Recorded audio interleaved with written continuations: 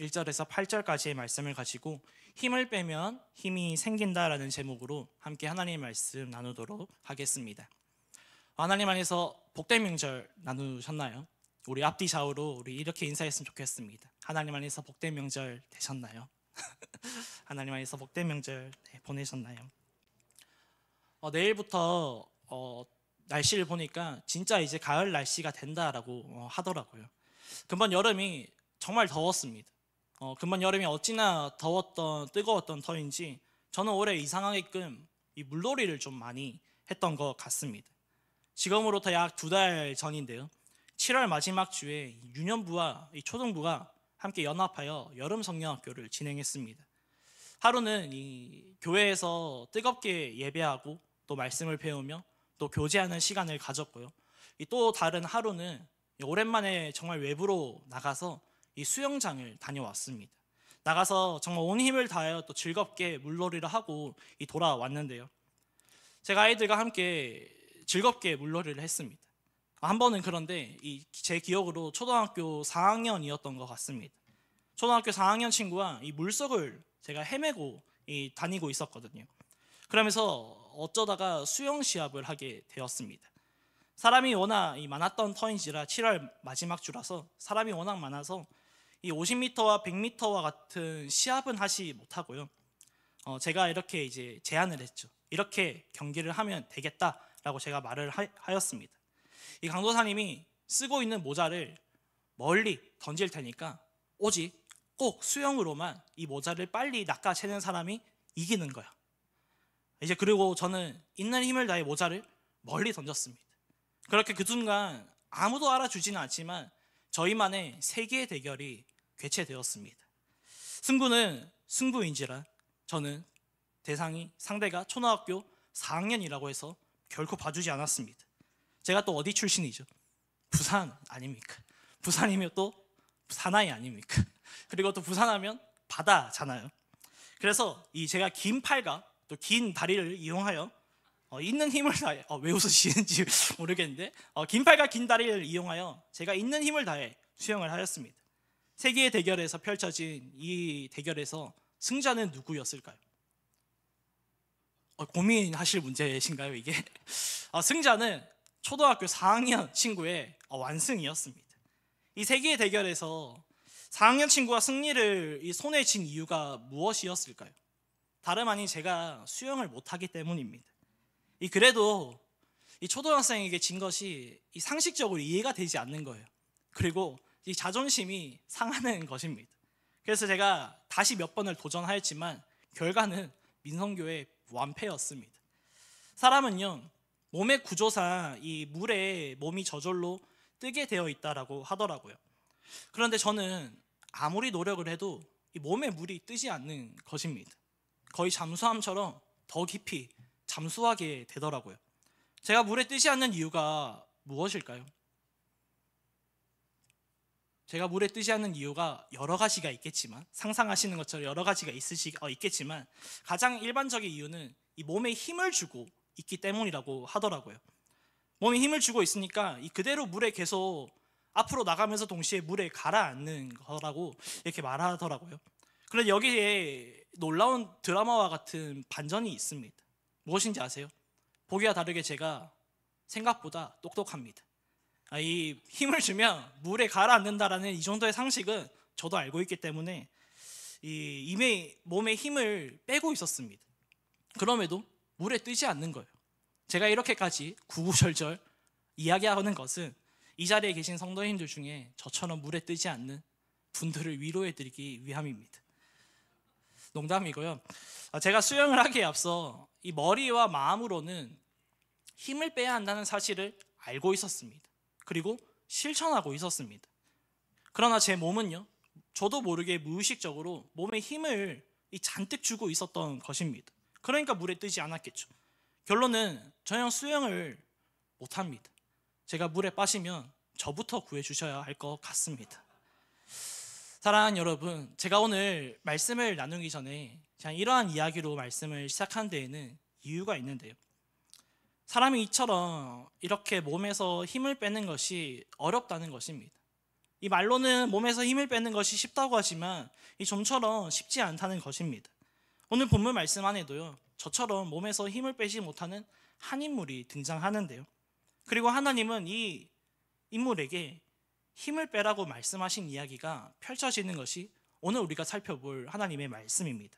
그래서 오늘 우리가 이 관점과 또 이 말씀을 가지고 함께 하나님의 말씀을 살펴보기를 원하는데요. 오늘 본문 말씀의 시대는 다음과 같습니다. 미디안이라는 민족이 있는데 그 미디안의 민족이 이스라엘 민족을 다스리던 사사 시대였습니다. 이때 하나님은 또 한 번 참 사랑으로 이스라엘을 구원하시기 위해 이 사사한 사람을 세우십니다. 바로 오늘 본문 말씀에 등장하는 여룹바알이라 하는 기드온이었습니다. 사랑하는 여러분, 기드온 누구였습니까? 사사기 6장 11절의 말씀인데요. 우리 한번 같이 읽어보도록 하겠습니다. 여호와의 사자가 아비에셀 사람 요아스에게 속한 오브라에 이르러 상수리 나무 아래에 앉으니라. 마침 요아스의 아들 기드온이 미디안 사람에게 알리지 아니하려 하여 밀을 포도주 틀에서 타작하더니. 아멘. 기드온은요, 말씀과 같이 포도주 틀 속에 갇혀 있는 사람이었습니다. 포도주 틀 속에 갇혀 안에서 포도즙을 짜는 것이 아니라 오직 이 하루하루의 생존을 위해서 이 포도주 틀에서 미디안 사람의 눈을 피해 밀을 타작하는 사람이, 이 비겁한 사람이 기드온이었습니다. 그런데 하나님은 그런 기드온을 가리켜 큰 용사라 칭하고요, 그리고 기드온에게 오늘 새로운 이름을 주시는데요, 여룹바알이라는 새로운 이름을 주셨습니다. 그리고 오늘 여룹바알이라는 기드온을 중심으로 모인 이스라엘의 군대와 또 미디안 군대가 서로 전쟁을 치르기 위해 서로 대치하고 있는 장면이, 상황이 오늘 우리가 살펴보게 될 사사기 7장의 말씀입니다. 사사기 7장 1절의 말씀인데요, 이렇게 말하고 있습니다. 함께 읽도록 하겠습니다. 여룹바알이라 하는 기드온과 그를 따르는 모든 백성이 일찍이 일어나 하룻샘 곁에 진을 쳤고 미디안의 진영은 그들의 북쪽 이후 모래산 앞 골짜기에 있었더라. 말씀을 보아하니까 미디안과의 전쟁을 위해 이스라엘은요, 하룻샘 곁에 진을 쳤다고 합니다. 그리고 미디안은 전쟁을 위해서 그리고 이 미디안은 이제 그들의 북쪽과 모래산 앞 골짜기에 진을 쳤다고 또 하고 있습니다. 그래서 이 미디안과의 전쟁을 위해서 이스라엘의 군대가 모였는데요, 성경은 32,000명이 모였다라고 합니다. 반대로 이스라엘과의 전쟁을 위해서 모인 미디안 군사는요, 이 사사기 8장에서 무려 13만 5천 명이 모였다라고 말하고 있습니다. 이스라엘의 군사력 그리고 미디안 군사력의 차이가 약 4배 정도 나는 상황입니다. 이런 상황 가운데 하나님은 기드온에게 다음과 같이 말씀하시는데요, 사사기 7장 2절의 말씀인데요, 한번 같이 읽도록 하겠습니다. 여호와께서 기드온에게 이르시되 백성이 너무 많은즉 내가 그들의 손에 미디안 사람을 넘겨주지 아니하리니 이는 이스라엘이 나를 거슬러 스스로 자랑하기를 내 손이 나를 구원하였다 할까 함이니라. 아멘. 하나님께서 기드온에게 하시는 말씀이 무엇입니까? 이스라엘의 군사의 수가 너무 많다는 것입니다. 하나님께서 32,000이라는 이 숫자에서 숫자 0 하나를 더 보셨는지, 그래서 32만이라는 숫자로 착각하셨는지 이스라엘의 군사의 수가 이 기드온에게 지금 너무 많다는 것입니다. 그래서 이스라엘의 군사의 수를 줄여야겠다라는 것인데요, 사랑하는 여러분, 미디안의 압제 가운데 이스라엘이 있었습니다. 그런 가운데 미디안과의 전쟁을 위해 참 거룩한 용기를 내어 이 모인 군사의 수가 32,000이라는 것은 실로 엄청난 것, 대단한 것 아닙니까? 그러나 현실적으로 13만 5천이라는 미디안 군사의 이 군사력에 비해서는 참 터무니없는 숫자입니다. 이런 가운데 하나님은 기드온에게 너의 군사의 수가 너무 많다는 것입니다. 줄여라는 것입니다. 어떤 목사님은 이 말씀을 가지고 이렇게 말씀하시더라고요. 하나님께서 이렇게 말씀하십니다. 너희들의 월급이 너무 많다. 줄여야겠다. 못 들으신 분들을 다시 위해서 말씀드리겠습니다. 하나님께서 이렇게 말씀하십니다. 너희들의 월급이 너무 많다. 줄여야겠다. 오늘 여기 청년들도 있는데요, 너희들의 성적이 너무 높다. A 플러스에서 C 플러스로 줄여야겠다. 여기 청소년도 있는데요, 너희들의 중간고사 성적이 수능 모의고사 점수가 너무 높다. 줄여야겠다. 사랑하는 여러분, 하나님께서 정말 이러실 리는 없으시지만 만약 정말 만에 하나 이런 말을 하신다면 저와 여러분은 어떤 반응을 보이시겠습니까? 오늘 하나님께서 기도원에게 하신 말씀이 우리와 나와 별개의 문제라고 가볍게 생각하시면 안 되기 때문에 드린 말씀입니다. 하나님께서 기도원에게 이 미디안과의 전쟁을 위해서 모인 32,000이라는 숫자가 너무 많다는 것입니다. 그리고 다음과 같이 말씀하시는데요. 사사기 7장 3절의 말씀입니다. 한번 같이 읽어보도록 하겠습니다. 이제 너는 백성의 귀에 외쳐 이르기를 누구든지 두려워 떠는 자는 길르앗 산을 떠나 돌아가라 하라 하시니 이에 돌아간 백성이 22,000명이요 남은 자가 10,000명이었더라. 아멘.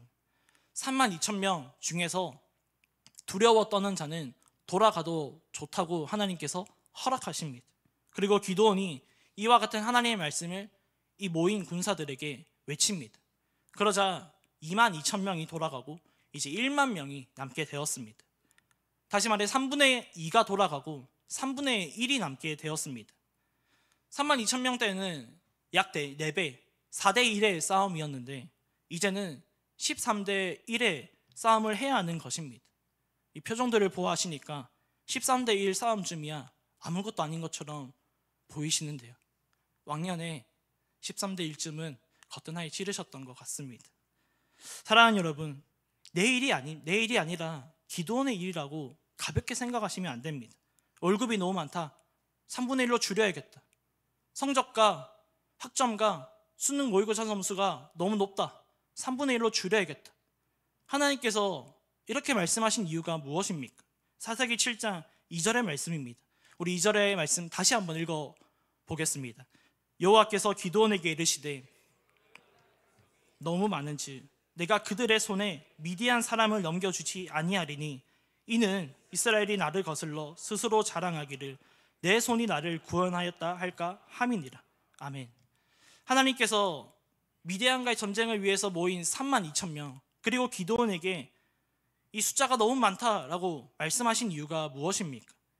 이 기드온과 이스라엘 백성이요 힘을 가득 주고 있었다라는 것입니다. 그리고 이들에게 하나님께서 하시는 말씀이 힘을 빼라는 것입니다. 그래서 오늘 이 밤 하나님께서 말씀하시는 힘을 빼라는 그 의미가 우리가 무엇인지 본문 말씀을 중심으로 조금 더 살펴보기를 원하는데요. 하나님께서 여기서 말씀하시는 힘을 빼라라는 첫 번째 의미입니다. 첫 번째 의미는 나의 자아를 버리라는 것입니다. 여기서 말하는 자아는요, 여전히 왕의 자리에 앉아있는 나의 교만한 자아를 말합니다. 그리고 그 자아를 버리고 내 자아를 죽이라는 것입니다. 예수님께서도 이렇게 말씀하셨던 적이 있는데요. 마태복음 16장 24절의 말씀입니다. 한번 같이 읽어보도록 하겠습니다. 이에 예수께서 제자들에게 이르시되 누구든지 나를 따라오려거든 자기를 부인하고 자기 십자가를 지고 나를 따를 것이니라. 아멘. 너무나도 우리에게 잘 알려져 있는 유명한 말씀 아닙니까? 결론은 무엇이죠? 예수님의 제자가 되어라는 말씀입니다. 그런데 여기에는 전제 조건이 있습니다. 예수님의 제자가 되기 위해서 그리고 예수님을 따르기 위해서는 먼저 자기 자신을 부인해야 한다는 것입니다. 자기 자신을 부인한다는 거 무엇입니까? 바로 힘을 빼는 것입니다. 내가 옳다고 생각하는 자기 생각 그리고 내가 자기 중심적으로 살아가는 그 태도 등 내가 스스로 손에 꽉 쥐고 있는 이 모든 힘을 빼는 것이 버리는 것을 자기를 부인한다라는 것입니다. 다시 말해서 내가 스스로 손에 힘을 쥐고 있는 내 인생이 힘을 쥐고 있는 이 모든 것을 빼는 것이 바로 예수님의 제자가 되는 유일한 길이라고 예수님께서 말씀하셨는데요. 하나님께서 오늘 미디안과의 전쟁을 위해 모인 기드온과 이스라엘 백성에게 말씀하십니다. 너희 군사가 너무 많다. 줄여라. 왜요? 사사기 7장 2절 하반절의 말씀인데요. 그 이유가 이렇게 나옵니다. 내가 그들의 손에 미디안 사람을 넘겨주지 아니하리니 이는 왜냐하면 이스라엘이 나를 거슬러 스스로 자랑하기를 내 손이 나를 구원하였다 할까 함이니라. 아멘. 하나님께서 미디안 군사에 비해 별로 많지도 않은 이 32,000이라는 이스라엘 군사를 왜 줄이라고 말씀하십니까?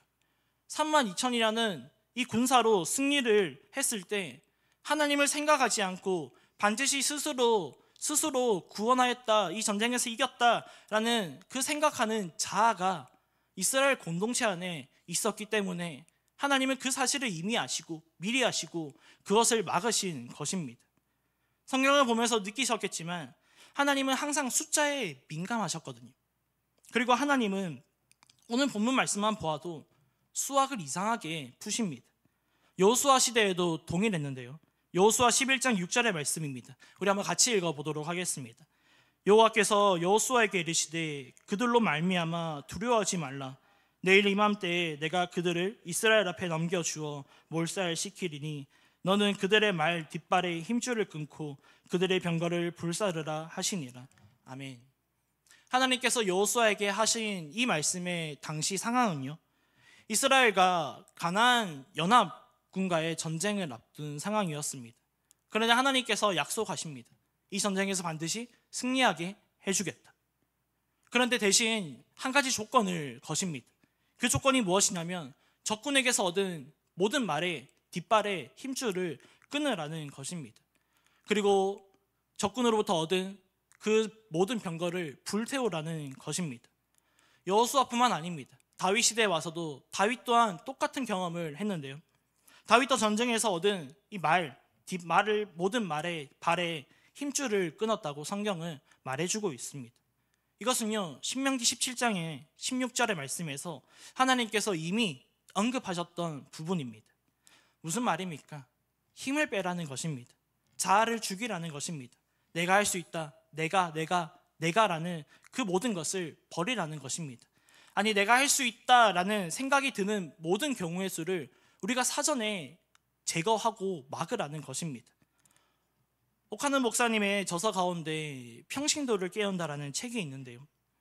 그 책에서 옥하는 목사님은 한국 교회 안에 존재하는 이 삼어 현상이라는 것을 지적하셨습니다. 삼어가 무엇이냐면요, 허수, 허세, 허상, 이 세 가지가 삼어입니다. 허수, 허세, 허상, 이러한 삼어가 한국 교회 안에 존재한다는 것입니다. 그리고 한국 교회는요, 한국 교회 안에 존재하는 이 삼어 현상을 반드시 인지하고 인식하여서 또 심각성을 느껴서 이것을 반드시 버려야 한다라고 말씀하셨습니다. 다시 말해 이 모든 것은요, 힘을 빼라는 것입니다. 인간의 눈에 한국 교회가 부흥하는 것처럼 보이지만 그 실상은 쇠퇴하고 있다는 것입니다. 그 이유가 무엇이냐면 기도원이 살았던 사사시대와 같이 왕이 여전히 존재함에도 불구하고 여전히 내가 왕인 것처럼 살아가는 내 자아가 날뛰고 있기 때문입니다. 그래서 하나님은요, 오늘 기도원에게 이러한 문제가 또 재발하기 전에, 이스라엘 공동체 안에 또 이러한 문제가 재발하기 전에 계속해서 기도원과 이스라엘의 자아를 죽이며 힘을 빼고 있는 그런 작전을 펼치고 있는 것입니다. 그런가 하면 하나님께서 말씀하시는 오늘 힘을 빼라는 두 번째 의미는요, 하나님을 의지하라는 것입니다. 기도원이요, 하나님 말씀대로 두려워 떠는 22,000명을 돌려보냈습니다. 그렇게 1만 명이 남게 되었습니다. 이스라엘의 이제 군사 한 명당 미디안 군사 13명만 감당하면 됩니다. 그런데 하나님은 어떻게 말씀하시는지 아세요? 이스라엘의 군사의 수가 여전히 많다는 것입니다. 더 줄여야겠다라는 것입니다. 그리고 하나님은 이번에도 이스라엘의 군사의 수를 줄이는 그 방법을 제안하시는데요. 사사기 7장 5절과 6절의 말씀인데 한번 같이 읽어보도록 하겠습니다.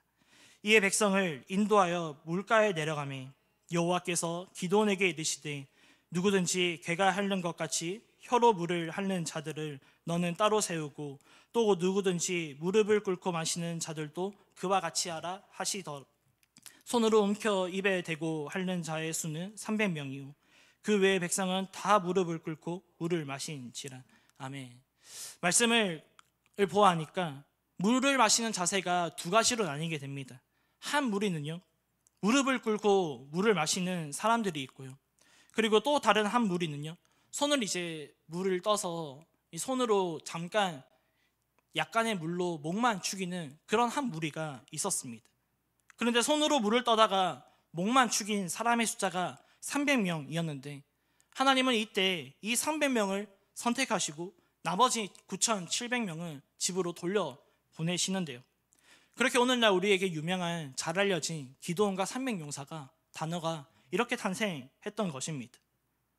그런데 여기에서 왜 300명인가에 대한 많은 이야기가 있는데 이 부분에서 대해서도 많은 말씀을 나눌 수 있지만 오늘 함께 나누고 싶은 말씀의 핵심은요, 바로 이것입니다. 이랬든 저랬든 남을 사람과 보낼 사람을 구별하는 기준은 오직 하나님에게 있다는 것입니다. 그리고 이러한 시험을 통해 사람들을 구별한 가장 중요한 목적은 사람 수를 충분히 줄여 오직 하나님 때문에 전쟁에서 승리했음을 명확히 하시기 위한 하나님의 마음이었다는 것입니다.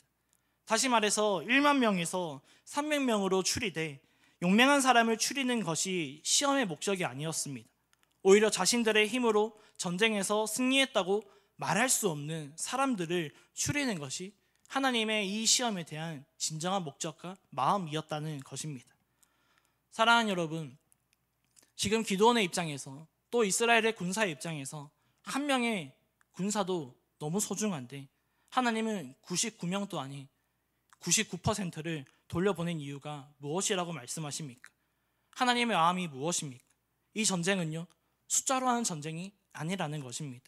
이 전쟁은 전적으로 하나님에게 속한 여호와의 전쟁이라는 것입니다. 그래서 모인 숫자를 세고 숫자를 바라보는 것이 아니라 하나님을 바라보며 하나님을 의지해야 한다는 것입니다. 이것이 하나님의 백성이 살아가는 방식이고 또 성경적인 삶의 방식이라는 것입니다. 사사시대에 이스라엘 백성들이 실패한 부분이 바로 이 부분 아닙니까? 그래서 사사시대를 우리가 이렇게 정리하지 않습니까? 사사기 21장 25절의 말씀인데요, 같이 읽어보도록 하겠습니다. 그때 이스라엘에 왕이 없으므로 사람이 각기 자기의 소견에 옳은 대로 행하였더라. 아멘. 무슨 말입니까? 하나님을 의지하지 않고 내 힘과 내 능력과 내 경험과 내 상식과 내 삶의 방식만이 옳다고 여기며 마치 내가 왕인 것처럼 내 삶의 전장을 진두지휘하면서 살았다는 것입니다. 그래서 하나님은 기드온 시대, 이 시대 가운데 한번 실패한 이 부분을 다시 깨닫게 하시고 다시 한번 하나님만 의지하면서 살아가는 것이 무엇인지 가르치며 하나님의 자녀답게 살아가도록 하시는데요, 이것이 바로 우리가 하는 신앙생활이라는 것입니다. 이 땅을 살아가는 사람 중에 어느 누가 오늘 말씀에서 자유할 수 있습니까? 아무도 없습니다. 저를 포함하여 오늘 이 자리에 모인 우리 모두 중에 누가 감히 기드온을 정죄할 수 있습니까? 아무도 없습니다. 하나님은 기드온에게 힘을 빼는 훈련을 계속 시키는 것입니다. 제자 훈련을 시키는 것이죠. 여전히 높아져 있는 자기 생각과 자기 중심적인 그런 사고 등 기드온 자아가 계속해서 이 하나님 앞에서 십자가 앞에서 철저히 죽어지게 하는 것입니다. 그렇게 훈련시키는 것입니다. 그리고 철저히 하나님만 의지하며 살아가도록 훈련시키는 것입니다. 이것이 바로 우리가 하는 신앙생활이라는 것입니다. 신앙생활은 이처럼 100% 완벽한 것을 말하지 않습니다. 하나님께서 100% 거룩한 사람만을 찾으신다면 기드온을 포함하여 오늘 이 자리에 앉아 있을 수 있는 사람은 아무도 없습니다. 거룩하게 살아가기를 갈망하지만 여전히 제된 본성으로 인해 때로 영적으로 넘어지고 또 실패하고 좌절하지만 이 모든 것을 아시고 하나님은 깨닫게 하시는데요, 거봐, 너 혼자 힘으로는 할 수 없다. 오직 십자가의 능력, 십자가의 그 보혈을 의지해야 된다. 그러면서 영적으로 다시 일어나게 하시고 계속해서 끊임없이 거룩을 향해 달려가게 하시고 어제보다 오늘 더, 또 오늘보다 내일 더 하나님을 더 사랑하게 하시고 하나님을 의지하도록 만드시고 도우시는 분이 바로 우리 사랑의 하나님이시라는 것입니다. 우리를 어제보다 오늘 더, 오늘보다 내일 더 나은 하나님의 자녀로 군사로 다듬어 가시는 분이 바로 우리 하나님이라는 것입니다. 하나의 이야기를 나누고 말씀을 맺고자 하는데요, 저는 고신교단에 속한 고신대학교 신학과를 졸업하였습니다. 그리고 이어서 총신대학교 신학대학원을 입학하게 되었는데요, 그렇게 이 신대원을 입학하고 나서는 평일에는 기숙사 생활을 하였고요, 또 신대원 생활을 하면서 이제 부산에서 사역지를 서울로 옮겨 이 금요일부터 주일까지는 서울에서 다른 전도사님 집에 이 감사하게 얹혀 살게 되었습니다. 그렇게 저는 군대 이후로 집을 떠나 혼자 지내게 되었습니다. 저도 아직도 기억이 생생한데요, 마치 아브라함이 이 본토 아비의 집을 떠난 것처럼 저도 고향 부산을 떠나 혼자 지내면서 참 마음에 수많은 기도 제목이 있었습니다. 그런 가운데 가장 집중해서 했던 기도의 제목이 한 가지가 있었습니다. 오늘 본문 말씀을 준비하며 묵상하는데 이 성령 하나님께서 과거 저의 모습을 참 떠올리게 하시며 또 한 가지 품었던 그 기도의 제목이 생각나게 하시는 것입니다. 그리고 언제부터인지는 모르겠지만 이 기도의 제목을 가지고 참 기도하지 않는 저의 못난 이 모습이 발견하고 또 회개하도록 하시더라고요. 그러고는 다시 이 기도 제목으로 다시 기도해야겠다, 아니 평생의 기도 제목으로 다시 삼아야겠다 라면서 참 나름의 믿음의 결단을 하는 이 시간을 보내게 되었습니다. 말이 길었는데 무슨 기도의 제목이냐면 하나님을 의지하는 법을 알게 해달라는 기도였습니다. 불과 6, 7년 전까지만 해도 이 기도의 제목을 가지고 이 못해도 잠에 들기 1분 전에 1분이라도 잠깐이라도 짬을 내서 기도를 했었는데요. 무슨 말입니까? 하나님을 의지하는 법을 알게 해달라는 것, 깨닫게 해달라는 것은 오직 하나님만 의지하면서 살게 해달라는 기도였습니다. 부산이라는 고향을 떠나 서울이라는 이 타지로 오니까요, 현실적으로 도움을 받을 곳이 없는 것입니다. 물론 하나님께서 참 은혜를 베푸셔서 많은 사람을 만나게 하시고 그 가운데 좋은 사람을 만나게 하시고 또 관계를 맺게 하시고 오늘 이 시간 또 연희교회를 만나게 하셔서 항상 감사하다는 마음은 마음에 간직하고 있습니다. 그럼에도 불구하고 말로 도저히 설명할 수 없는 마음의 공허함과 불안과 두려움이 있는 것입니다. 저는 두려움이 정말 많은 사람이거든요. 그러면서 타지에서 생활하던 저에게 이 하나님께서 주셨던 첫 번째 기도의 제목이 오늘 제가 말씀드린 하나님을 의지하는 법을 알게 해달라는 기도였습니다. 내 모든 감각이 깨닫게 해달라는 기도였습니다. 하나님을 의지하는 법이 무엇인지 아세요? 오늘 본문 말씀과 같이 하나님을 의지한다는 것은 다름 아닌 내가 스스로 꽉 쥐고 있는 그 힘을 빼는 것이 하나님을 의지하는 것입니다. 그래서 하나님을 신대한 생활에서부터 제가 지금까지 의지했던 나름의 모든 것을 내려놓게 하시면서 제가 스스로 힘을 빼지 못하던 그 힘을 하나님께서 빼주시더라고요. 그리고 눈을 들어 구원의 하나님을 바라보게 하시고 그런 저는 하루하루 그저 하나님께서 어떻게 또 어디로 인도하시는지를 믿음으로 바라보면서 주어진 하루하루의 삶을 또 최선을 다해 최고 하나님께 올려드려야겠다라는 개인적인 철학도 생기고 또 나름의 믿음의 결단을 했던 지난 과거의 추억이 있었습니다. 말씀을 맺습니다. 사랑하는 여러분, 진짜 하나님 의지하면서 살고 계십니까?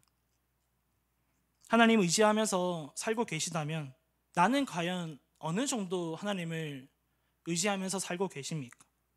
가정에서 나의 모습, 직장에서 나의 모습에서 나는 과연 하나님을 얼마나 어느 정도 의지하고 있습니까? 또 교회에서도 나는 과연 하나님을 어느 정도 의지하고 있습니까? 하나님을 가장 많이 생각한다라는 또 의지한다라는 교회에서도 어쩌면 나도 알게 모르게 내 안에 죽어있던 이 자아가 다시 살아나 꿈틀대고 있지는 않습니까? 말씀 서두에서 나누었듯이 저는 수영을 떠나 몸이 물에 뜨지 않습니다. 물에 뜨지 않는 이유는 다름 아닌 제가 몸에 힘을 주고 있기 때문입니다. 그런데 놀라운 반전이 있었죠. 저는 이 상식을 알고 있었고 그리고 나름의 실천을 하고 있었습니다. 그런데 이 모든 것은 저의 착각이었던 것이죠. 이처럼 사람이 스스로 몸에서 힘을 뺏는 것이 이렇게나 어렵다는 것입니다. 오늘 말씀에 등장하는 기도원도요, 동일했습니다. 기도원도 스스로 힘을 빼지 못하는 것입니다. 그래서 하나님은 기도원이 힘을 뺄 수 있도록 도와주시고 어떻게 하면 힘을 뺄 수 있는지 알려주시는데요. 그런데 이것이 바로 우리가 하는 신앙생활이라는 것입니다. 신앙생활이란 끊임없이 힘을 빼는 것입니다. 신앙인이 살아가는 삶의 방식은 내가 스스로 꽉 쥐고 있는 이 힘을 빼는 것입니다. 그리고 내 삶의 모든 영역에 하나님을 개입시키셔서 또 하나님께서 내 삶을 다스리시고 내 삶을 통치하시고 정말 하나님의 은혜 아니면 살아갈 수 없다라는 그 고백을 하는 것이 우리가 하는 신앙생활이라는 것입니다. 이것이 바로 가장 성경적인 방법임을 믿으시기를 축복합니다.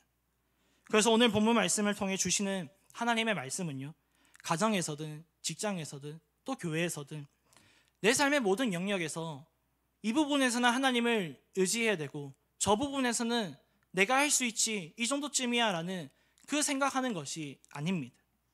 이건 것이 아니라 신앙생활 하는 가운데 우리가 가장 조심하고 주의해야 하는 부분이 바로 이 부분이죠. 이것이 바로 여전히 내 자아가 왕의 자리에 앉아 있다는 것이고, 또 하나님을 의지하지 않는 나의 모습이라는 것입니다.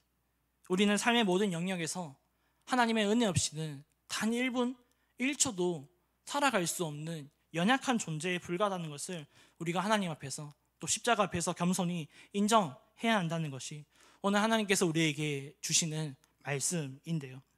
사랑하는 여러분, 그런 의미에서 몸에서 힘을 빼시기를 축복합니다.